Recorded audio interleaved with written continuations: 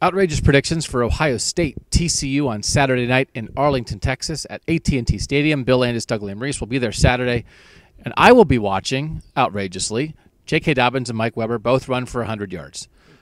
I am selling out on the run game being the game plan for this, that they start with the run, the Buckeyes. TCU can't stop the run, and they keep running. I'm all in on Dwayne Haskins this year. I just don't know. I'm not predicting that this is a Dwayne Haskins game because I feel like the run game has been building to this a little bit. I think there's reason to have faith in the offensive line.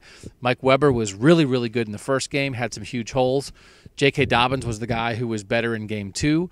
Weber didn't do as much. I think there's reason to expect Ohio State to open those holes again, and I think if they get going, I don't think they're going to stop, and I think they both could pop like a 30 or 40-yard run in there to help them both get to 100, but I think they both could be over like in the 15 to 18 carry range and very productive, so 100-yard games for both backs. Bill?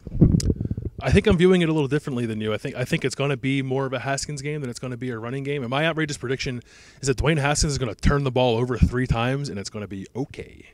They're still going to win. Like super okay or barely okay? No, like it's going to be a game, but it'll end up okay. We've talked a lot, or you've talked a lot. You're on the Dwayne Haskins should throw interceptions train. I think we see that. I think we're going to see 2 interceptions, and I think we're going to see a fumble in the run game because I think Dwayne's going to have to run a little bit in this game too. And I just think it's going to be the kind of game where you got to take some chances, and Dwayne, I think, is fine taking chances, and he might throw 4 touchdown passes, but I think he could throw 2 picks because TCU's got a good defense. I think they're going to get after him a little bit, and it's just not going to be as easy for Ohio State as it's been in these first 2 games. It's not. I don't think it's going to be a disaster. I think it's going to be a good football game between 2 good teams, and sometimes players get aggressive and make mistakes. And I think Dwayne Haskins might get a little aggressive and turn the ball over a few times, and Ohio State will live to tell about it. But I think like in that, you might sweat it out, and maybe as an Ohio State fan, you might be pulling your hair out a little bit, but I think it's going to be a fun game to watch because of that. Doug Lamreese, Bill Landis, continued coverage this week.